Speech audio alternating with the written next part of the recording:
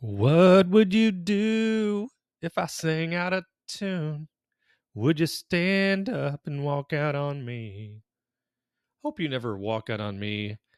Let's check in on the portfolio and any trades that I've made without your express written consent and some of the charts that we've been following on this Tuesday, August 20th, 20th, 24th, 12:27 p.m.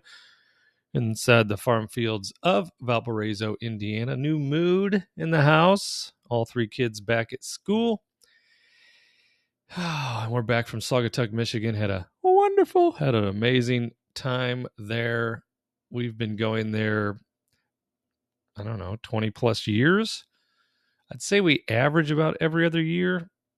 We always talk about it's an every year thing, but for instance, didn't go last year. Oh, so this year was fantastic. We had an amazing spot right above we thought it was a wine tasting room, and it turned out to be a whiskey and bourbon tasting room. Not going to argue with that. And we were on the roof. We had it was a 2-story building. We were on the second floor with the rooftop. So that was very nice. We were right on the corner of the main roads, overlooking the Butler and the lake. The Butler, a very famous spot that's been around for like 100 years. Enough about that. Let's get to the fun. So up on the board is a trade that I am underwater on the TMF. TMF is a bull on the TLT. Haven't been in this trade very long, and basically made the same mistake I did last tranche with TMF, which was a few weeks ago. I sold a call and ended up getting buried because TLT went to the moon in that time, and so did TMF. I mean, again, I made money on share appreciation and the premium I collected on selling the call. I thought this time will be different, so I got in on Thursday on the way to Saugatuck. Our friends Kristen and Brian drove, so I was just co-piloting and making this trade, which would have been Thursday, because the charts told me the next move should be down in TLT. And let's look at TLT. So that would have been, let's catch up here. Where are you at? What? So let's see. Yeah, so ever since I made that trade, it basically has gone up. So we didn't catch our down. We just went up from there. So the chart is doing exactly what we thought it would do. It's just, if you could look at this time frame, it's taken a little bit longer because we called this pretty well. You know, the 3 went higher than we thought. The 4 went a little lower than we thought, which probably means the 5 could be going higher than we think. But I thought we were going to have a little correction in the meantime before finding its legs and going up to the 5, and it didn't do so. It basically filled this big gap right here. Bang, zoom. But what does that mean? I just make a little less. I'm still going to make money on the share appreciation because I'm in around 56. I know that's not a big number, but it's a couple thousand shares, couple thousand, or $2 plus a couple thousand is 4,000. Plus I made like, let's see, was it 1,300? 1,360 on the trade there. And somebody needs a little help with groceries. So I will be right back before you can say, where'd he go? And we're back just like that. Yeah, she threw me off. Lady texting me that she had some groceries because she went for a mani-pedi. How do you end up with groceries? But of course, she saw some cooking video on TikTok and wants to make one of the items that she saw. And guess who benefits directly from that? That's right. That's me. So there is that trade. And so we collected $1,360 there. We'll make another $4,000 on share appreciation. Of course, we could have made more if we would just let it ride, but we didn't do that. So we got to move on with our lives. So I think, even though we've made a nice run over, what are we at for the week? We're up 42,500 for the week.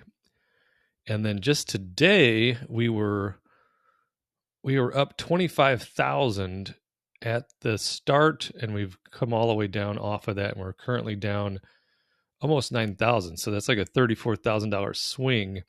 But I really, truly believe that this account is once again a coiled spring. And last time I was saying such craziness, we went to an all-time high. So that should be expected within, I don't know, as close as or as soon as the next 7 to 10 days, we should be threatening 2.2 with our all-time high currently at 2.19 and a zero.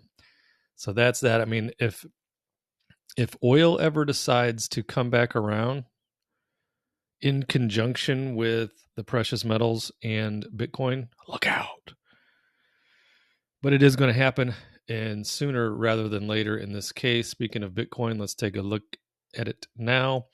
Put this on yesterday morning, hold 57. I felt the charts told me that there should be a downturn coming up. But the bullish hold would be 57,000. So I still feel pretty comfortable there. If we bust through it aggressively, then we have to be concerned. But I think we should easily hold 57,000. It's still toying with this number that's been on the board forever, taking out 61,000. And yes, we've done it multiple times, right? But we can't stick the landing because we have to catapult through 61,000 and then up to what would be the next positive bullish target, which would be 65,000. So we got to watch both of those. So the depth of this retracement will determine our next thoughts regarding Bitcoin. But I'm still, if you look at it from here, when it took that big tumble to here, it's still bullish signs. So we got to keep a close eye on it, though, because it moves so rapidly. Let's check out silver. Silver was off to the races earlier today, and this has been on there forever, as you know. Take out 29.44. That's been on there for probably a month, and we finally just did that. Bang, zoom, got all the way up to what, 30? Can't see it there, but probably around 30. And now I just put the fresh Fibonacci on here, so we probably still have a little bit of a downside. Maybe we even begin a reverse tomorrow back up higher, but look how bullish this has been from here. And look at that. When we put that in, we put this bullish support in over here, and we tested it again here, held support, and then it's been ultra bullish since then. And again, this retracement shouldn't be, probably won't even come close to 28.55, which would be a 50% retracement. It would be probably going to end up being more, I'd say, even between these two. So somewhere between where it's at now at 29.42 and probably, I don't know, let's just call it 29 even. We should even just put that up there. But I'll leave it because I think tomorrow should be a turnaround based on this. I mean, we had a beautiful, healthy run. We need a little bit of a healthy pullback, and then we're going to bang zoom our way through this recent high, which would have been around 30, because we got to get through. We got to take out this 29.44 and, be no turning back, where then we turn the 29.44 into support rather than major resistance. So that's the look at silver. Big picture, still looking amazeballs. What's next? TLT, we already looked at that. And we'll see. I mean, I could end up keeping my shares because I have that position in on TMF at 58, and that's a stock that does move aggressively as well. It's in the 59s now. If it gets called away, it gets called away. I'm not going to try to roll it unless the chart is screaming at me. We'll see. How about gold? Gold looking pretty good too. So we put this on forever ago. Let's see if we can get a hold of this screen. So when I'm doing it live on here, it doesn't work well. So there it is. We put that on forever ago through 24.84, and then it's bingo right up to 25.25, and we did exactly that today. So let me get it back into view here. Come on. Catch up.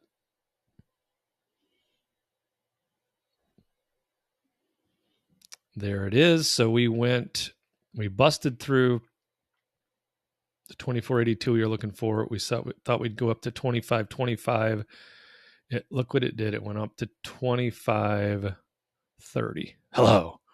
And now it's making a little retracement. I'm going to take a closer look because I don't have, these are old fibs. I'm going to put the new fibs on and see where we are. That is certainly like probably not even it might be at the first fib on a retracement. But again, very, very bullish on gold. So much so, I was looking at this earlier because I'm thinking about getting an account at sentimenttrader.com because that's what I've been trying to learn is Elliott wave theory, which is based on sentiment, period, and human nature, emotions, etc. Sentiment Trader just posted this today. It's getting harder to ignore the gold, and it's clear that more investors are starting to pay attention. It's rare to see sentiment toward gold more optimistic than other major markets. April 2020 is the only time in the past decade when sentiment towards gold was higher than that towards stocks, bonds, and crude oil. So you can see what he's got posted here. Could probably make it a little bigger. And according to this, the sentiment on gold is looking very nice compared to all of the other examples that were listed. If I do join Sentiment Trader, I will definitely show you the details of it. So TLT got that, gold got that. What else we got? USO, oil. You know what it's doing? Still making my butt stink. So let's see here. Oh yeah, look. We can't even see what I wrote there because it's been buried. Basically went at the hold. Let me pull the number out so I can see it. 74.10. And look where we're at, 73.85. So did I incorrectly call this bottom? Probably, Bart. But we'll keep looking at it. I don't know if it's just my biased opinion on oil, because I still feel like we got a nice run left in us even before this summer ends. Well, we're running out of days, aren't we? We are running out of days for that to occur. So would I be willing to take a loss on Devon Energy, Vermilion Energy, and PBF Energy in order to restock cash supplies and just move on and book those losses? Absolutely. If it looks like I'm just, running out of steam and we had a nice run. I think this is a 5. I put a short term on here, like a 5-day. Let's take a bigger look, like a 1 month, because we had a nice little run, but then it petered out. Let's bring this down. Yeah, so move your big head back. Okay. Move it back. Put baby in the corner. You never put baby in the corner. So we had this low down here, and I think we called that low, right? Let's pull this back up. Yeah, we put the local bottom in here, and we didn't even reach it, but we came real close with this candle. A little aggressive, and then since that, we had a nice little bull run up, and I thought, oh yeah, we're in business now, because we also went through that long awaited breakthrough 77.77 that we had on the board for what seemed like forever. Got through that, and then we just been Chinatowning it since. So I don't know, is it just a big meandering diagonal? It's frustrating, whatever it is. And right now, with how I feel about gold and silver and even Bitcoin, oil would be right in the 4th position as far as the 4 horsemen of hope: gold, silver, Bitcoin, oil. And right now, at this very second, I'd probably flip-flop silver to the top. Silver, gold, Bitcoin, oil. But we'll continue to look at this because it would be so nice if it began to go up and show me some love. So that is the update. I've missed you. And I know what you're saying. I'm missing you at all since you've been gone away. But that's what I have for you today. I hope you're doing well. Like, subscribe, comment, share this channel with a lovable friend. And I will see you in the next video.